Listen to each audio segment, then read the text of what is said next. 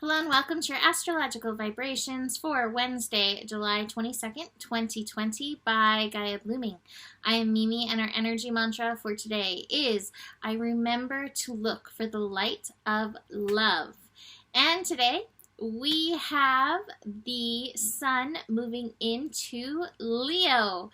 We will have the sun shifting at 1:37 a.m. Pacific time. In Leo energy, it is about coming back to our innocence, coming back to joy, coming back to the energy of love. Leo represents heart chakra energy, so really connecting to love, giving and receiving love. I always also say that Leo connects to solar plexus energy as well. Solar plexus where we tune into our personal light, our personal power, and that self-love energy.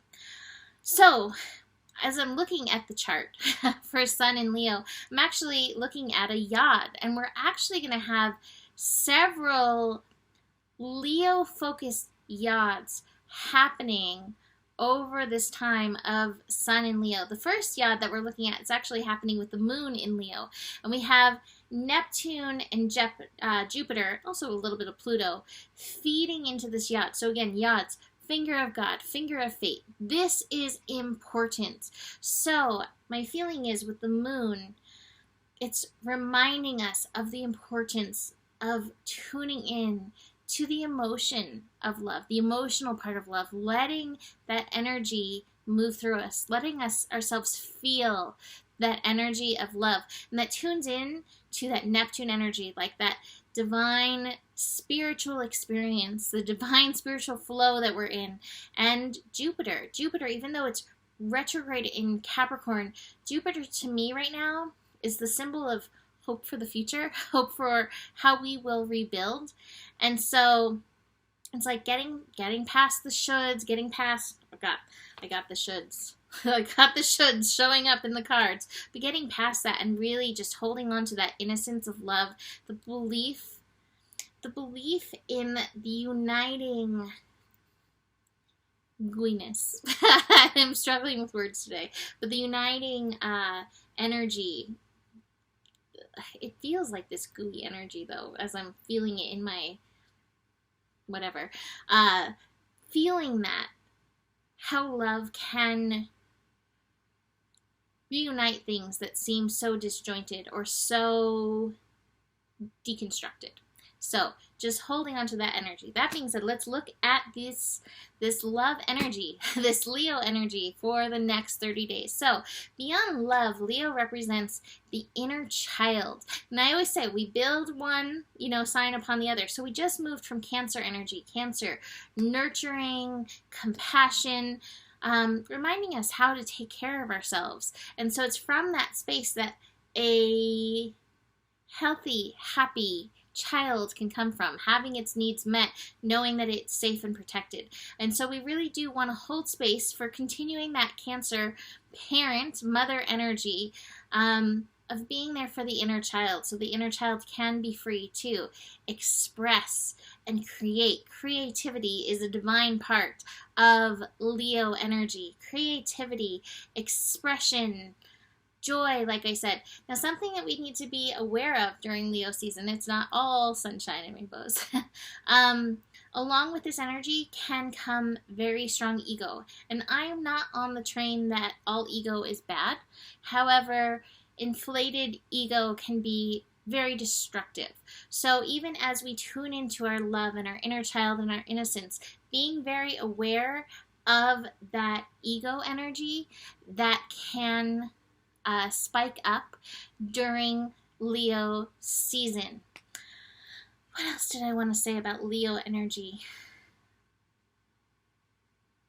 I'm kind of feeling that is good for now, but we're going to be moving through it over the next 30 days, so I'm sure more will come out through that. Speaking of Leo energy, we're finishing up the moon in Leo through the day. Like I said, we have that yod reminding us this is important, allowing ourselves to feel that love energy moving through us.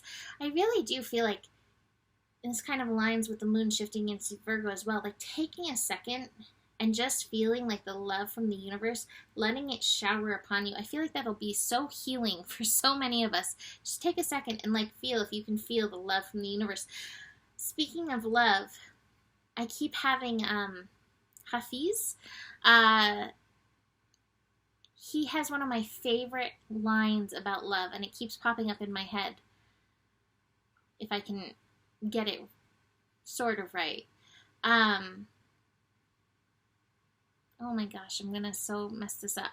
But basically, like, every day the sun shines for the earth and like lights it all up. And look what, and it never says to the earth, you owe me.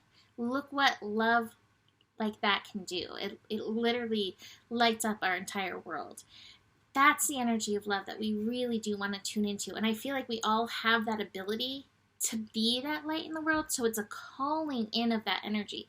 Admittedly, 2020 has been such an intense year. This is our chance to enlighten it through love, meaning lighten up some of these energies. I'm not to say that it's not still going to be intense or harsh, but what would happen if we brought that level of love to the world? It's worth trying, right? All right, so the rest of the astro through the day, I need to go back. I feel like I'm so Mercury retrograde right now. The sun will be at 0 throughout the day, and 0 energy does feel kind of wonky. So beyond like the yod really bringing our attention, we may not feel extra loving. We may not feel extra playful. We may feel kind of offline in that 0 energy.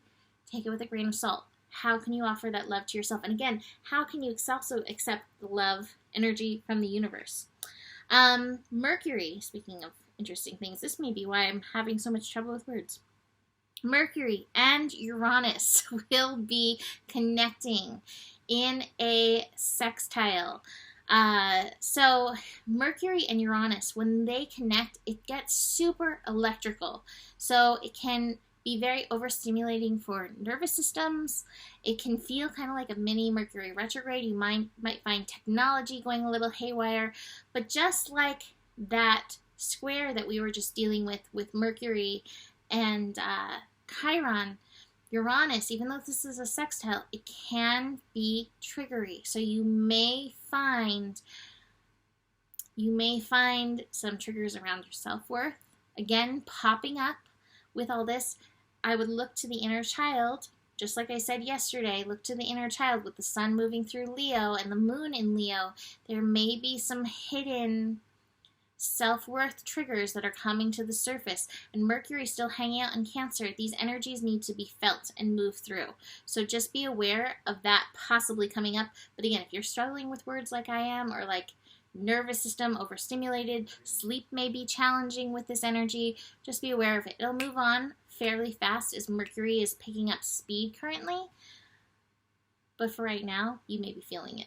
Again, especially if you're struggling for words like I am.